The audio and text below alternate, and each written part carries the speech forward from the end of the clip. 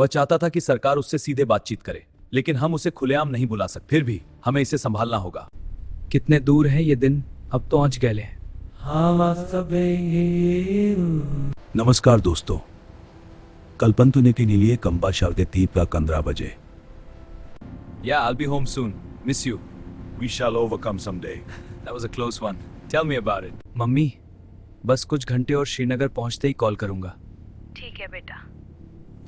हवा में ठंडी हवा, बर्फीले पहाड़, सब कुछ सामान्य लग रहा है। अचानक एक साधारण सी मारुति कार तेजी से काफिले की तरफ झपटती है। किसी को कुछ मत बताना, ये हमारा राज है, समझे? और फिर जोरदार धमाका। आसमान में धुआं, बस पल भर में सब कुछ बदल गया। ये कोई फिल्मी सीन नहीं, ये हकीकत है। लेकिन सबसे हैरान करने वाली, सबसे रहस्यमयी और सबसे दर्दनाक बात यह है कि यह हमला रोका जा सकता था। हाँ दोस्तों, ये कोई सामान्य आतंकी हमला नहीं था। ये वो हमला था जिसके बारे में भारतीय खुफिया एजेंसियों को 11 बार स्पष्ट चेतावनी मिल चुकी थी।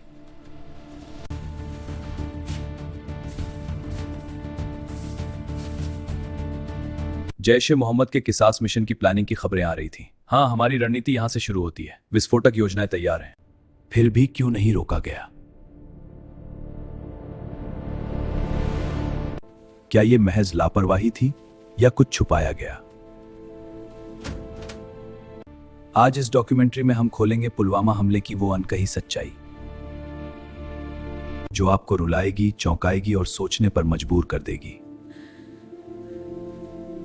पूरी कहानी शुरू से अंत तक बिना रुके सुनिए, क्योंकि हर पॉइंट आपको अगले से जोड़ देगा। जय हिंद, जय भारत। दोस्तों, पुलवामा हमले की कहानी समझने से पहले हमें थोड़ा पीछे जाना होगा। जम्मू कश्मीर में आतंकवाद की जड़ें गहरी हैं। 1989 से लेकर अब तक पाकिस्तान प्रायोजित आतंक ने हजारों जवान और आम नागरिकों की जान ली। 1989 से लेकर अब तक पाकिस्तान प्रायोजित आतंक ने हजारों जवान और आम नागरिकों की जान ली। लेकिन 2016-17 के बाद स्थिति बदल गई। आगे बढ़ो, सतर्क रहो। हाँ सर। वाह, बाईं तरफ, निशाना लो। उन्हें भारी नुकसान पहुंचाया। जैश ए मोहम्मद के कई बड़े कमांडर मारे गए। तलहा राशिद, शाहिद बाबा और उनके रिश्तेदार। भतीजे की मौत, यह युद्ध का एक और मोड़ है। कैसे हुआ ये? बदला लेंगे।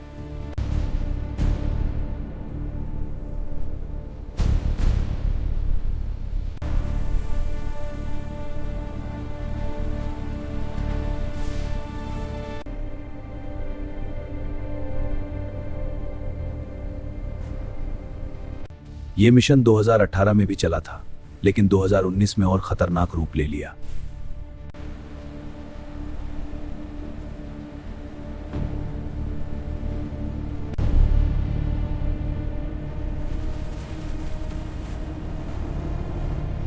लेकिन सबसे रहस्यमयी बात यह थी कि यह मिशन स्थानीय युवाओं को इस्तेमाल करके चलाया जा रहा था। कौन से युवा? तुम जैसे। और उसी में शामिल था एक 22 साल का लड़का, अदिल अहमद दार।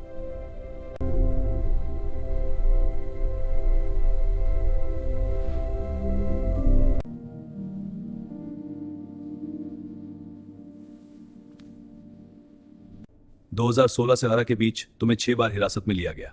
मैंने कुछ नहीं किया। तो क्यों बार बार?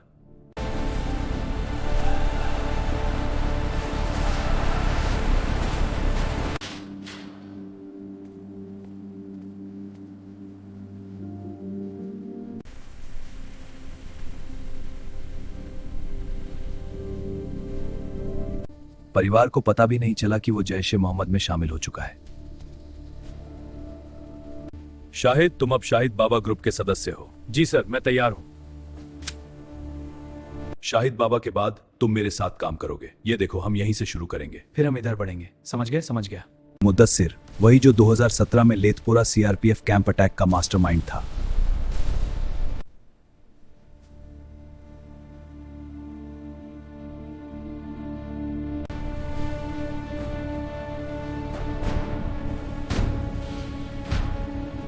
ये सारी तैयारी दक्षिण कश्मीर में हो रही थी, जहां खुफिया नेटवर्क सबसे मजबूत माना जाता है। ये रहस्य आज भी हैरान करता है। लेकिन अब आते हैं असली सच्चाई पर, उन 11 इंटेलिजेंस इनपुट्स पर जो हमले से पहले मिले थे।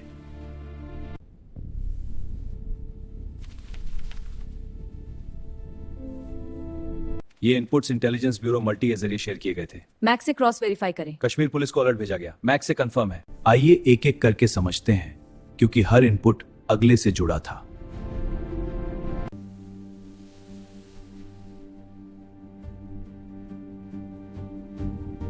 ये रिपोर्ट देखिए, हालात बदल रहे हैं। जी सर, उत्तरी सीमा पर गतिविधि बढ़ी है, तुरंत एक्शन प्लान बनाएं। हाँ जी। इसमें साफ कहा गया, जैश ए मोहम्मद दक्षिण कश्मीर में किसास मिशन चला रहा है। राजपुरा पुलवामा में 4 जैश आतंकियों के मारे जाने का बदला लेना है।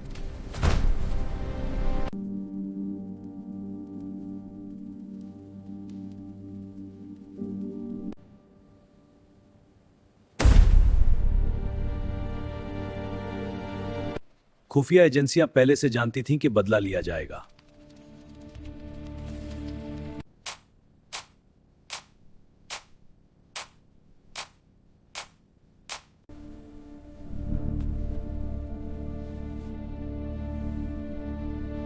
फिर डीजीपी और आईजीपी को।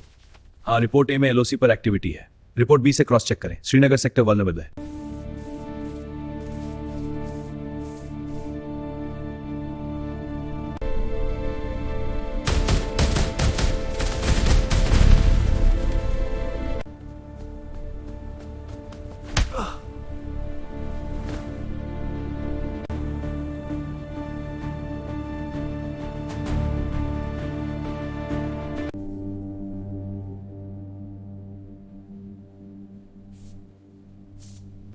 फिर भी कोई प्रिवेंटिव ऑपरेशन नहीं चला।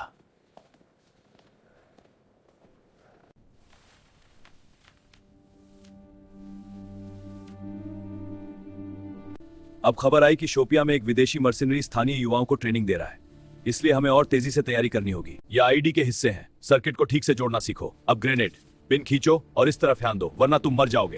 ये ट्रेनिंग दक्षिण कश्मीर के शोपियां इलाके में हो रही थी।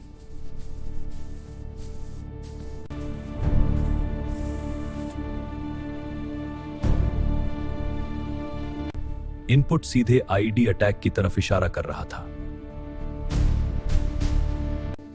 लेकिन ट्रेनिंग कैंप पर कोई छापा नहीं मारा गया।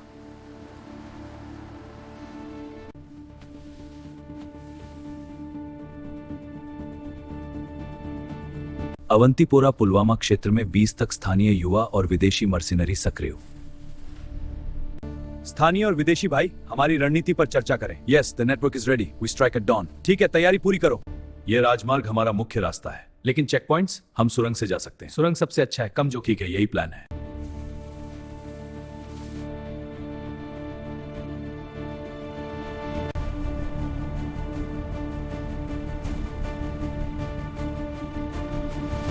अवंतीपोरा को हाई रिस्क बताया गया।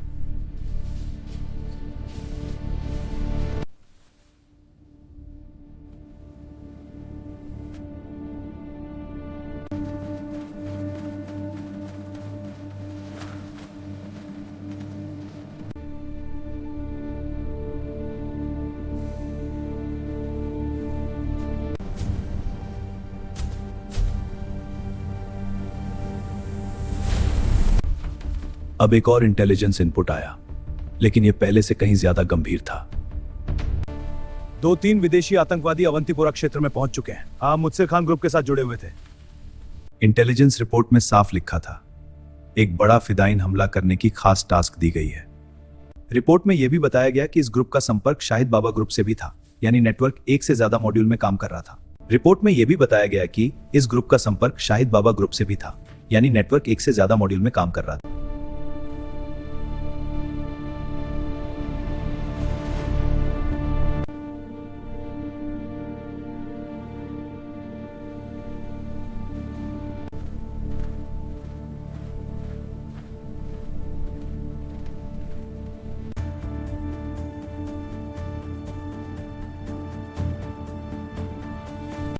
हमला आने वाले दिनों में अवंतीपोरा या पंपोरा में हो सकता है।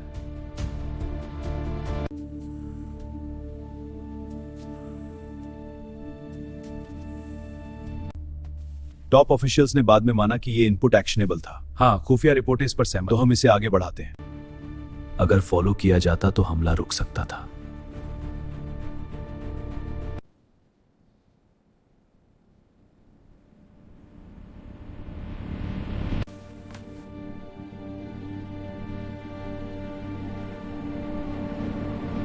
The target is here. We strike at dawn. Perimeter security is light. Good. We'll use the tunnels.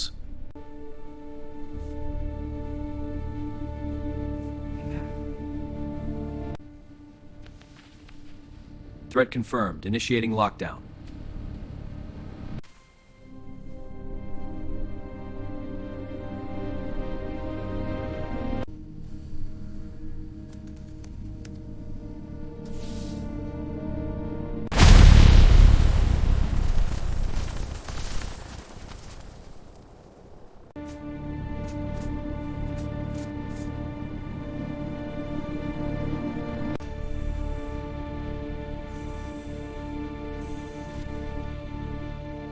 Final warning. We mobilize now. Routes are marked. Defenses deploying.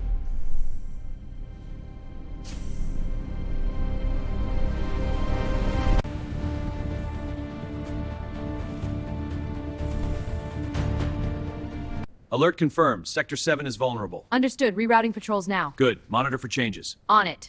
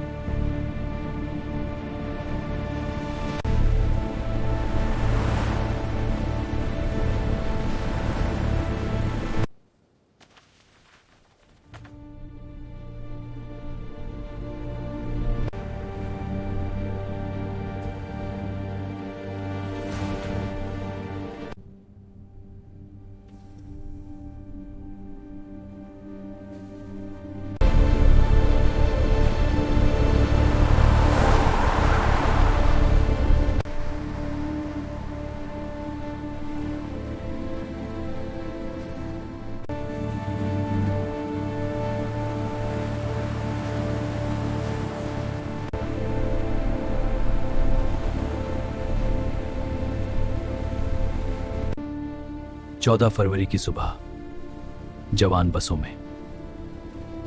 Vande Mataram, Sujalam Sufalam Malay शीतलाम शशा। हाँ पापा, मैं ठीक हूँ। हाँ, काफिला चल रहा है। मुझे आपकी याद आ रही है। सब ठीक है। आज वैलेंटाइन डे है, लेकिन हम ड्यूटी पर हैं। कार में भारी विस्फोटक भरे थे।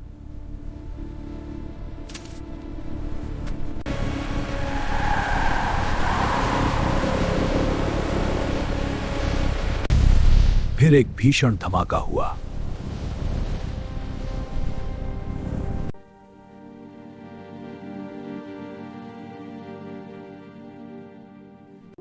हर राज्य का एक परिवार टूट गया, उसकी यादें हमेशा हमारे साथ हैं। पर यह दर्द कभी कम नहीं होगा।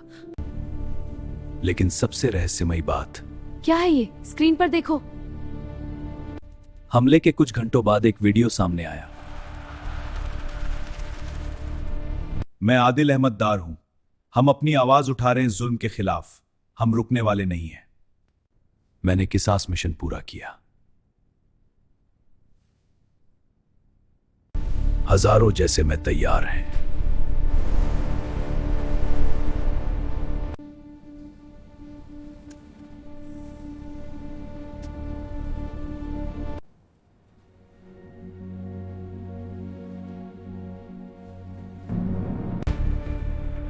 We have confirmation of a major attack. Casualties reported, details still emerging. मैं मीडिया के सामने स्पष्ट करना चाहता हूं, गौज़ फैदा पूरी तरह प्रतिबद्ध है। मैं सभी से सहयोग की अपील करता हूं। इंटेलिजेंस फेलियर भी है था।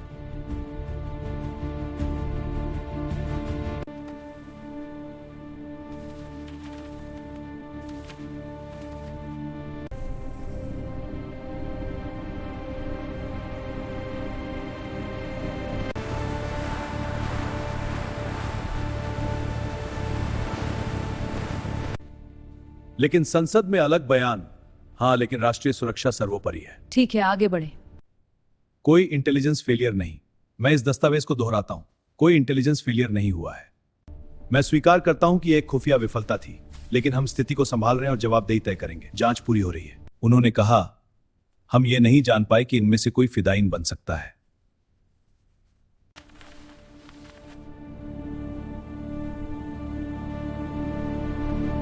रिपोर्ट में कहा गया कि लंबा काफिला, सिविलियन गाड़ियों को रास्ता देना और खतरे की स्पष्ट जानकारी न होना बड़ी चूक थी।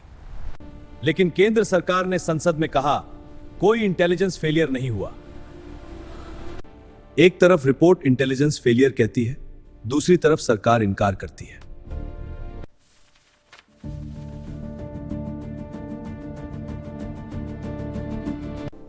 क्या यह सिर्फ एक संयोग था?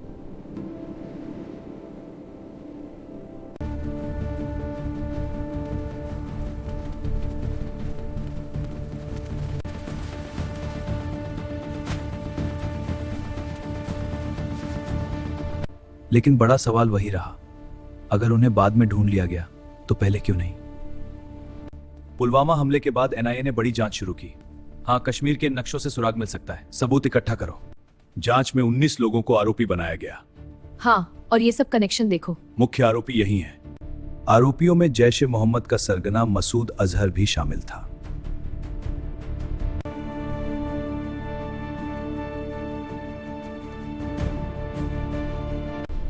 लेकिन सबसे बड़ा सवाल अब भी बाकी था। कार में 300 किलो से ज्यादा विस्फोटक इस्तेमाल हुआ था। इतनी बड़ी मात्रा में विस्फोटक आखिर आए कहां से? और इतना बड़ा बम कहां असेंबल किया गया? आज तक यह पूरी तरह ट्रेस नहीं हो पाया। सीआरपीएफ रिपोर्ट में लिखा गया कि सिविलियन वाहनों की आवाजाही और लंबे काफिले ने दुश्मन को मौका दे दिया। शहीदों की कहानी सुनकर आज भी रोंगटे खड़े हो जाते हैं। रुक जाओ! उनकी बहादुरी के लिए उन्हें गैलेंट्री अवार्ड मिलना चाहिए था। उस हमले ने 40 परिवारों की दुनिया हमेशा के लिए बदल दी।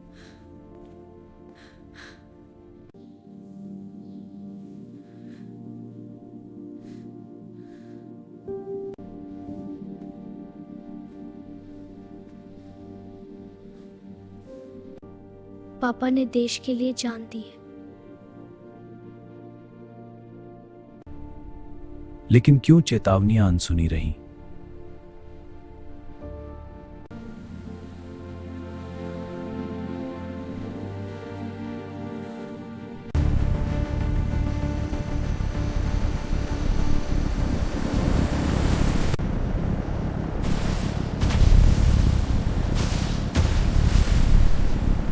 इस कार्रवाई के बाद पाकिस्तान पर अंतर्राष्ट्रीय दबाव बढ़ गया।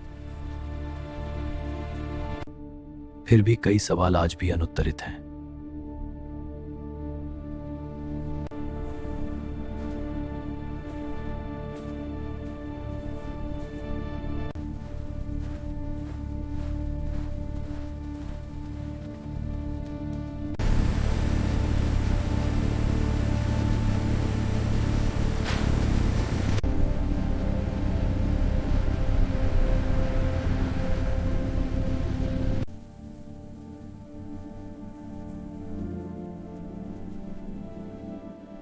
दोस्तों, पुलवामा हमें एक बड़ी सीख देता है।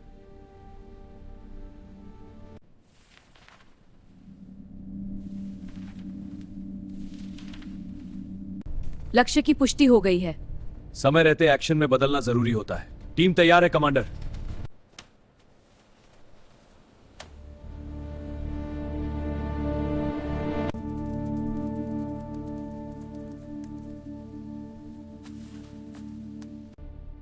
लेकिन एक बड़ा सवाल अब भी बाकी है।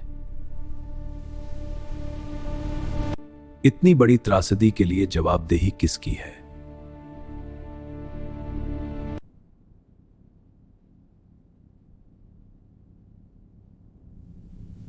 आज हम उन 40 शहीदों को श्रद्धांजलि देते हैं।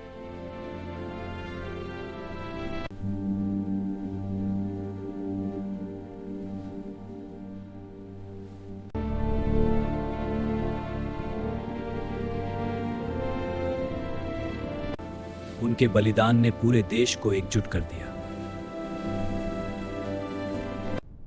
लेकिन एक अनकही सच्चाई भी है। यह हमला शायद रोका जा सकता था।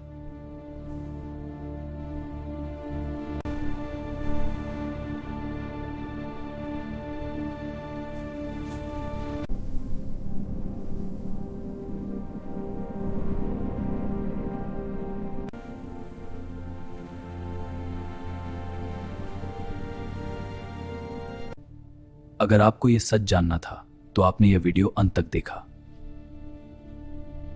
इसे शेयर कीजिए ताकि हर भारतीय यह सच जान सके। सीमा पर गतिविधियों की निगरानी जारी रखें। जी सर, पश्चिमी क्षेत्र में हलचल है। हमारी खुफिया एजेंट सम्मान करें। लेकिन सवाल पूछना भी जरूरी है,